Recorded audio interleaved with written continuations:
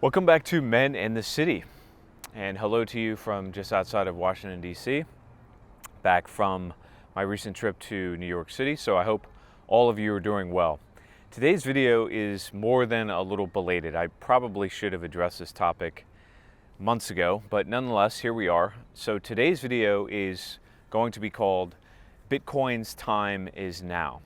Now, I should say, as a disclaimer at the beginning of this video, that this is not financial advice, but hopefully it is informative and some degree of financial insight. So what I'm going to do is structure this video more or less in three parts. The first part, I'm going to talk about Bitcoin as an idea, its origin story, more or less what I think it is. Second, I'm going to talk about its structure, maybe some of its strengths and weaknesses. And then thirdly, I'm going to talk about where Bitcoin fits into this unfolding transition away from the age of prosperity and into the age of scarcity, and the rise of neo-masculinity, or if you watch my most recent video, the rise of masco-nationalism around the world. So Bitcoin is a very important part of this story, of this reformation that I keep talking about on this channel, for more than a few reasons. But I should say at the outset that it's important to remember a basic principle when it comes to economic systems or political systems or paradigms, and that is that systems rarely survive paradigmatic change. Right? There's a very famous book that was written decades ago called The Structure of Scientific Revolution, written by a man named Thomas Khun, and that book more or less argued, and I think he argued correctly, that systems don't reform, they die. And it is my view that we are in the throes of the collapse of the fiat system. And what's on the other side of that becomes a very interesting question, as well as how we survive that transition. So I'm going to address all of those topics in the video today. I've got my coffee with me. So as per usual, grab a seat, grab some coffee or tea, because this is going to be a fairly long video as well. I first came across Bitcoin in 2019 when I was traveling across Asia, and I was doing so on a business trip, looking for free speech platforms for video streamers, social media companies, payment gateways, so forth and so on, that could transact or transmit information outside of centralized systems. And in the process of doing so, I was almost myopically focused on social media, but what very quickly came to my attention was that the financial system itself, or the ability to process payments, was foundational to free speech. That you could not live in a world with privacy, with a relative degree of autonomy separated from centralized systems, unless you had money that you could transact anonymously, and or money that you could transact independent of some central authority that would shut that down. And so what I continued to discover is that content creators, entrepreneurs, free thinkers that were trying to promulgate a message that was less than politically correct, or was a bit controversial, or even just something that was outside of the mainstream that wasn't well received, they had tremendous difficulty surviving financially. It wasn't just the stigma attached to their name, it wasn't just the reputational damage, it wasn't just that they were isolated socially from friends and family. Those things were bad enough, but it was that they could not monetize their content. And this is a problem the world over. It exists in China, it exists in the West, it exists increasingly all over the world as global financial networks spread like a virus across the globe. And so the solution to this problem increasingly became crypto. Now, I mention that story in part because it overlaps, it's congruent with the inception of Bitcoin to begin with.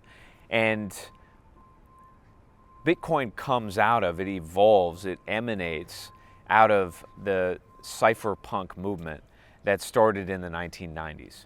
And that movement was centered in San Francisco. There were many people associated with it, some very famous people like Julian Assange, A couple others that I'll mention because they were prominent in the cryptocurrency movement early on. One is a man named Sassaman and Hal Finney, and I will link to all this information below. There's a lot to this discussion. It's not simply what's the price of this thing called Bitcoin? Is it a Ponzi scheme? Is it not? Will governments accept it? Will they not? Those are very surface level questions. There is a lot going on in this movement, and it started with the Cypherpunk movement in the 1990s. And the Cypherpunks were, as many innovative thinkers are, ahead of their time. They recognized that what was emerging in this dawn of the age of information technology, specifically embedded in the internet, but in all kinds of systems, was that a very existential threat to individualism and privacy had emerged. And so their question was, how do we deal with this? Is there a way to combat it? And remember that this long predates the Patriot Act that comes about in the early 2000s in reaction to 2001 and the terror attacks that occurred then. It long predates WikiLeaks, again, founded and spirited by Julian Assange, one of the original members of the Cypherpunk movement. It long predates the CBDC, the central bank digital currencies that appear to be imminent in the financial system today. So these forward thinkers, these cypherpunks, their answer to this question was cryptocurrency. It was cryptography. Cryptography, they believed, could create a decentralized network such that you could communicate, you could leverage technology, but at the same time your identity would not be compromised. And this came to a head in 2008, 2009 with the Bitcoin white paper. And it's no surprise that that white paper was released. It was disseminated anonymously, of course, right on the heels of the global financial crisis, because the cypherpunks, the Bitcoin enthusiasts, the blockchainers, the cryptographers and so forth, recognized what 2008 was. 2008 was the beginning of the end of the fiat system. Now, we know the rest of the story. We know that the central banks bailed out the big banks and essentially took private liabilities and moved them onto a public ledger. But in so doing, they set the stage for their destruction, which I believe is unfolding as we speak. They anticipated or recognized that this tectonic plate was shifting, and so they released a white paper on a new cryptocurrency, or the first scalable cryptocurrency really, which was Bitcoin. And Bitcoin, at its core, operated on a decentralized digital ledger that leveraged computers on the internet to process transactions without relying upon a third party. And that effectively is what Bitcoin is all about. It solves what is called in the cryptography space the Byzantine generals problem. Basically, how do you create trust in a trustless system?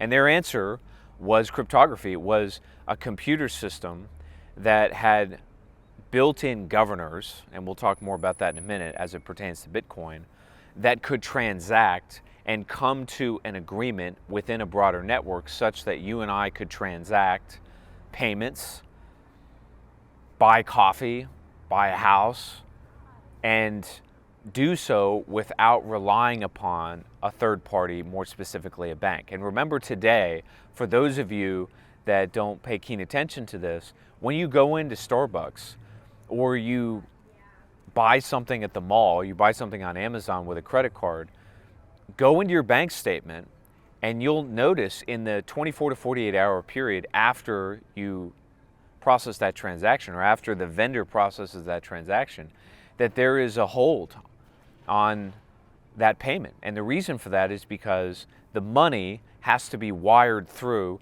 that third party, which really has your money. You don't really have it. It's the third party that does. In this case, it's either the credit card company or the bank, right?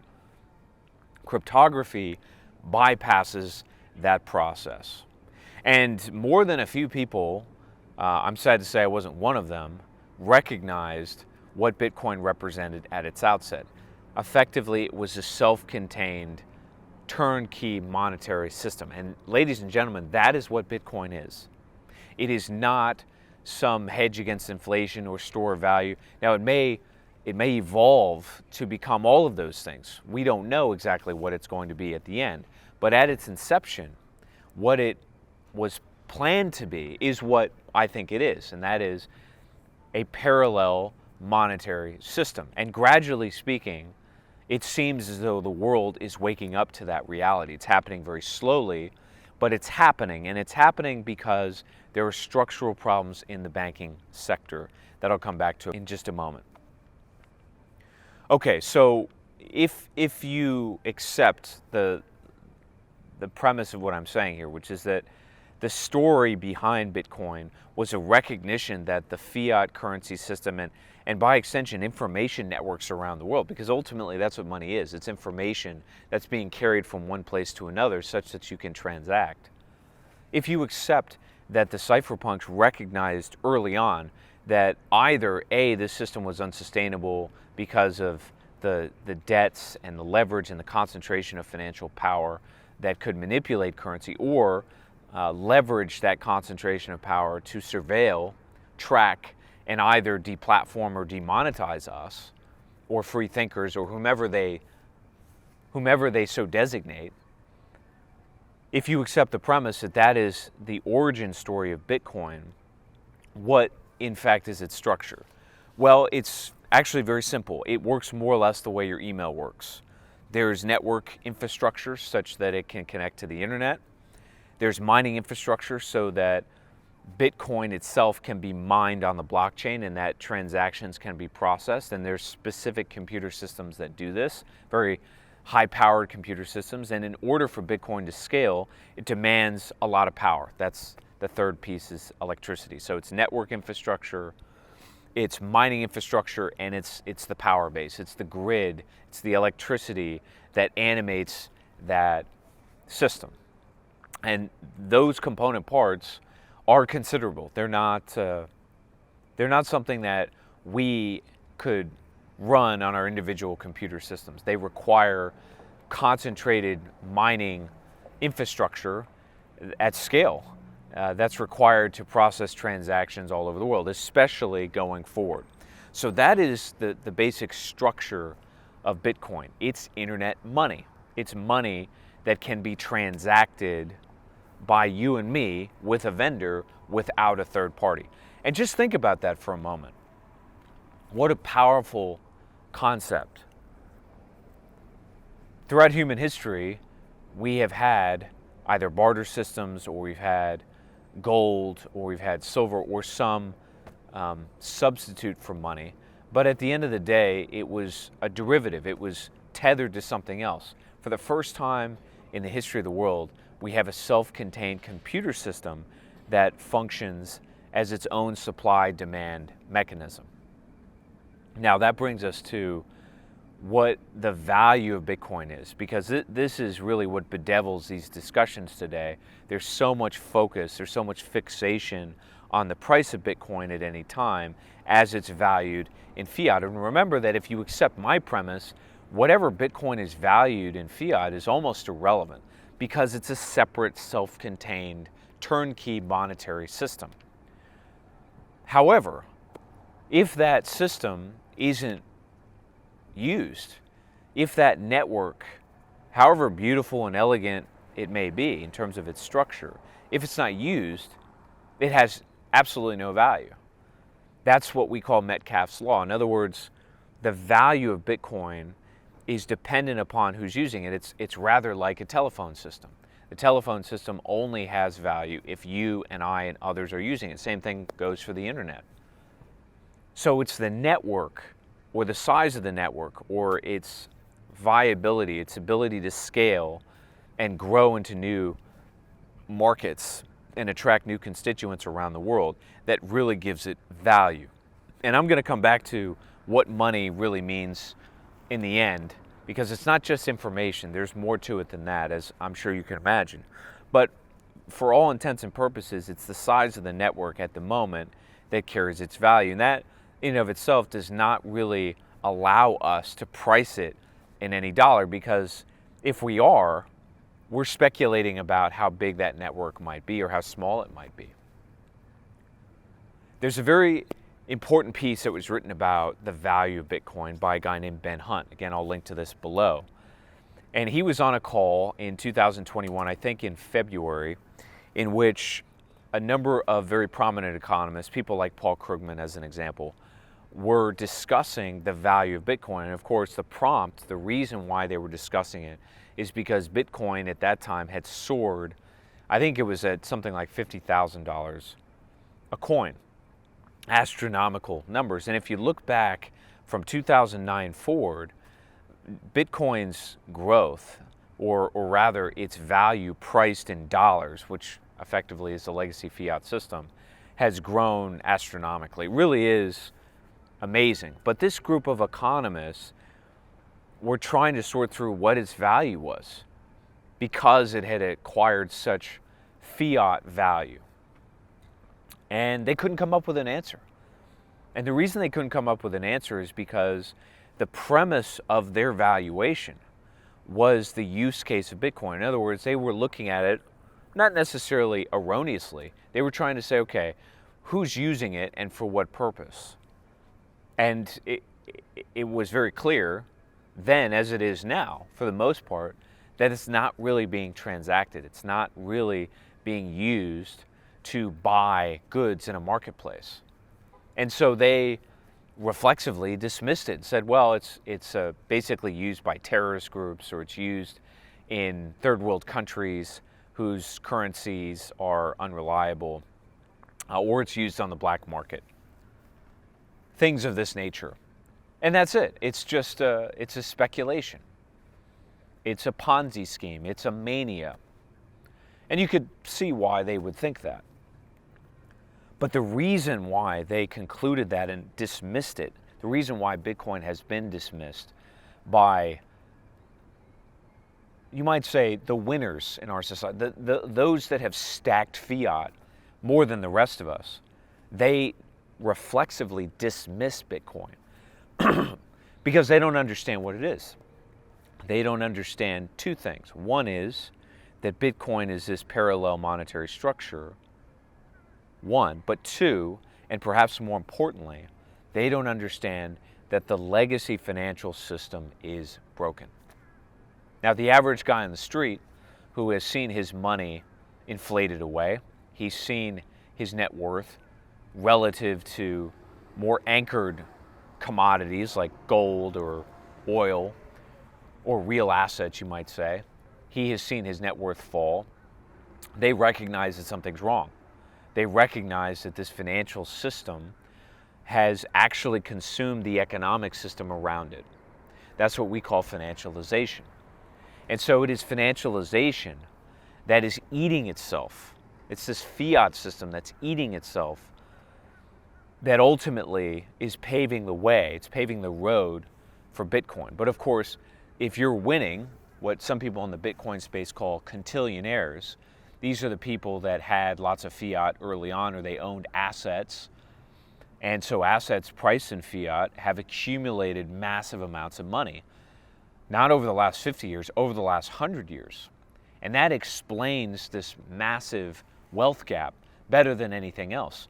It's not that they are smarter or more economically proficient as much as it is that the value of fiat has fallen relative to asset holders or assets that people that got there first are holding. So what does all this mean for Bitcoin? Where are we headed? Well, it seems to me that the financial system is breaking. I don't think we have to speculate about when it's going to happen. I think it's happening. And the reason it's happening, more or less, is because we've hit the point of no return. How do we know we've hit the point of no return? We're raising interest rates. All inflationary systems or currencies fail. And they fail because governments have to print money to cope with IOUs, to cope with indebtedness. In other words, they can't pay their debts. And so they print and they print and they print. And they get away with this for a long time. In some cases, centuries they've gotten away with it. You might consider the Roman Empire as an example. It wasn't really until the 4th century, after centuries of profligacy, of financial malfeasance and recklessness, that things finally came to a head, that you started to see the financialization, this inflationary pressure start to break the productivity of the Roman population. Well, we have arrived.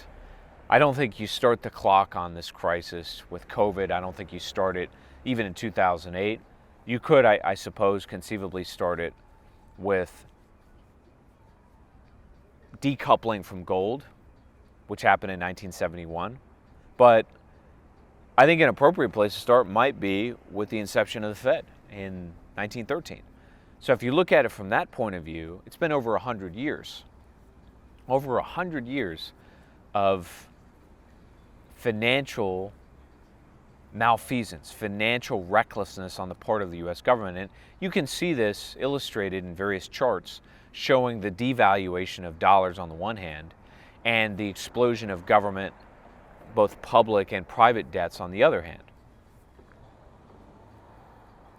If you accept what I'm saying, that interest rates represent the end of that, because as interest rates rise to combat inflation, that means debts roll over. In other words, people, the cost of the debt that they need to sustain themselves reaches such levels that they begin to default, and that spirals out of control. And that's why you're starting to see rumblings of this in the U.S. Treasury market. You're starting to see rumblings of it in JGBs, Japanese government bonds, or in the Bunds market, which is the German public debt market. In other words, countries around the world that actively use fiat or depend upon fiat, which is effectively the entire world, their public debts are explosive.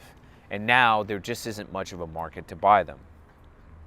Well, that threatens the survival of the global economic system.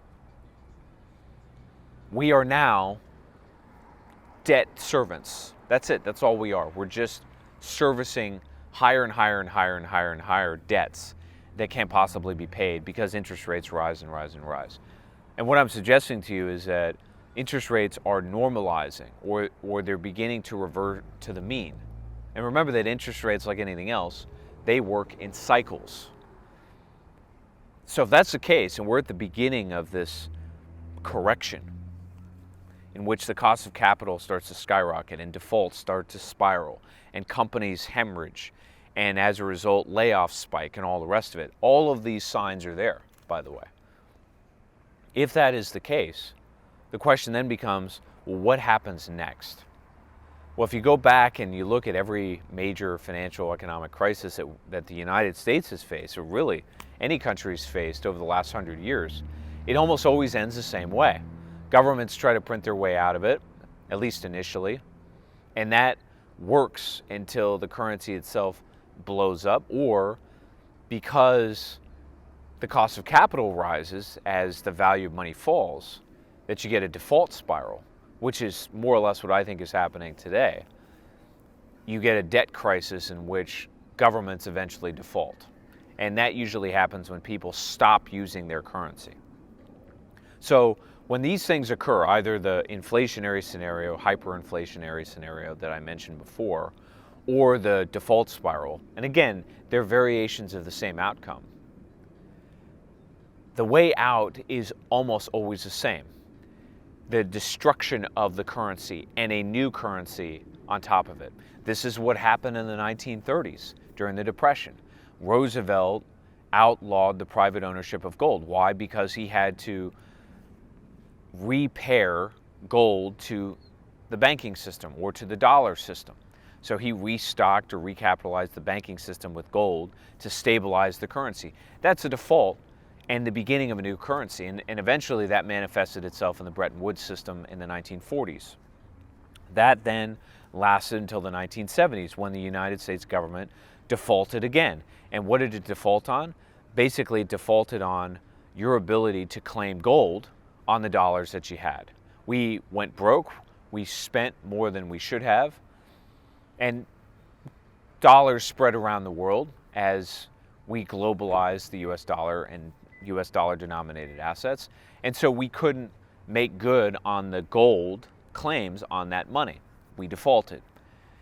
And when we defaulted in 1971, while there was the specter that we coupled it to oil, effectively what stabilized the dollar was the strength of the U.S. economy and the stability of our political economic system. And that includes our military power, right? Because all of these things communicate confidence to the marketplace. And remember that at the end of the day, money is a confidence game. Well, none of that has worked, or at least it hasn't worked anymore. How do I know that? Well, we know that because there's been a global divestment away from dollars that has started more or less over the last 10 years. This is not a new development. It started as the Chinese and others stopped accumulating U.S. Treasury or other dollar-denominated assets and started accumulating energy commodities instead, whether it's oil or natural gas or what have you. It's another expression of de-dollarization. It's been compounded by this conflict in Ukraine, and I suspect that this burgeoning regional war that's happening in the Middle East is only going to inflame it further. So where is all of this leading, and how does Bitcoin factor into this? There's no guarantee that Bitcoin is going to become the safe haven in this process, is there? Well, let's think this through for a moment. If the financial crisis that we're experiencing today unfolds the way that I think it will, and that is to say the destruction of the currency, there's only a few ways out. Either A, the government is able to somehow repurpose the dollar in the form of a central bank digital currency, you might say, and seemingly reinvent the dollar digitally. That's one option. Option two, you might say, is that they stabilize the currency the way that Roosevelt did in the 1930s by recoupling the price of dollars to gold using our considerable gold holdings, or we use an entirely new currency. Now, option one, I think, is increasingly less likely, not just because it's still, a central bank digital currency is still tied to the dollar itself. So just putting it in a digital ledger doesn't really solve the problem, right? Even if you consolidate all of the banks in one big bank, it's going to be very difficult to control a very volatile underlying currency if you're printing huge amounts of money, which is required for the US government to stay solvent. So I don't think that's going to happen. I don't think that's going to work. And remember that the rest of the world has to accept that process as well. And I don't think they will. Second is that the US government stabilizes the currency with gold.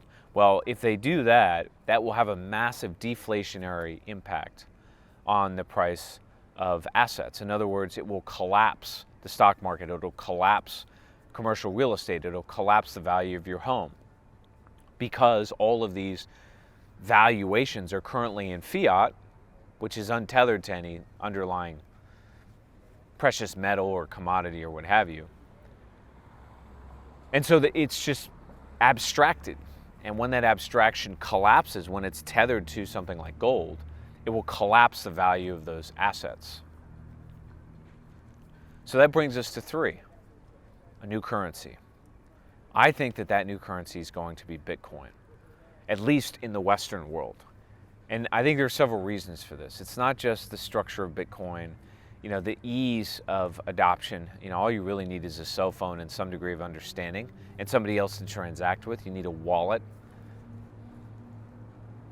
And there will be some institutional hurdles to that, right? Because we'll need, you might say, corporate services, more bespoke services, banking services that Bitcoin currently doesn't provide. But Bitcoin can immediately scale. It can immediately spread in a viral fashion. Now you might say, well, the government could ban it or outlaw it or what have you. Look, the government can do whatever it wants in a financial emergency, but as history shows, this happened in Roman times, it happened at the collapse of the Weimar Republic, it's happened in Argentina, it's happened in Zimbabwe. It'll happen here, and that is to say, they'll use whatever they can to get by through necessity. And the governments can mandate whatever they want. But if the value of the currency that that they're mandating you use has no value, people won't use it. And so that brings us to Bitcoin.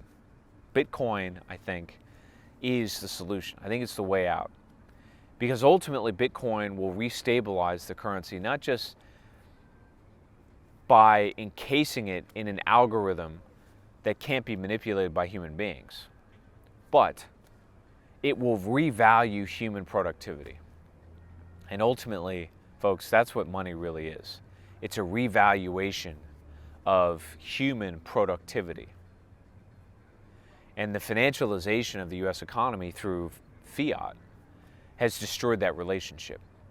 As I said, your value in the fiat world is not based on your productivity anymore. It's based on being an asset holder, a quintillionaire. So that has diminished the human productivity needed to sustain the financial system to begin with. Bitcoin will restabilize that. But there's something else. Gold, even if the US government were to try to use it, gold has to be transacted in something else. Nobody's going to exchange pounds of gold or ounces of gold. It's just not scalable. So they're going to have to denominate it in something else. That's a problem, because that means you have to use or leverage the legacy financial system to do that. There's another problem with gold. That is that gold is being accumulated around the world, specifically in Eurasia by the BRICS. Brazil, Russia, India, China, countries around the world, and their central banks are accumulating gold, which means that if we were to try to stabilize our system in gold, we are abdicating our financial power.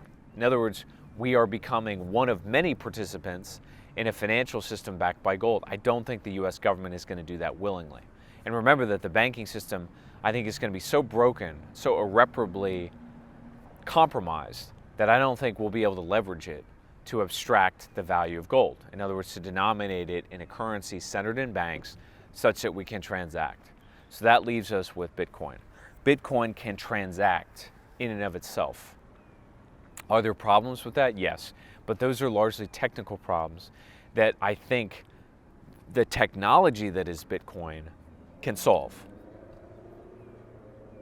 This brings me to the final point here and how we deal with all of this and where Bitcoin factors into the neo-masculine movement. All the perks, the benefits, which I think outweigh the cons of something like Bitcoin. Remember that I own Bitcoin, so I am certainly personally invested in it. But I think all of that means nothing if there is not a political movement that supports Bitcoin. But I see that political movement growing. I see that folding into this neo-masculine movement because it's a way out. It's a way forward. It's a life raft. It's a mechanism by which we can transition away from the legacy financial system and into something new. That is why I think Bitcoin is going to win out. That is why I think its momentum is only going to continue to build in the months and years ahead. And remember that if we have an acute financial crisis that strikes suddenly at the heart of the system, that could accelerate this adoption very quickly because, if for no other reason, vendors in the private economy, restaurants, cafes, corporations, they'll need to transact to do business. They'll need to use something to do it. I think that something is going to be Bitcoin. So that's a lot to chew on. This has been a long video. I hope it's been useful. Check out the links below. And if you're interested in seeing more content about Bitcoin, more content about this transition into a new system, which is not going to happen overnight, by the way, leave a comment below. Stay tuned for more, and we'll talk soon.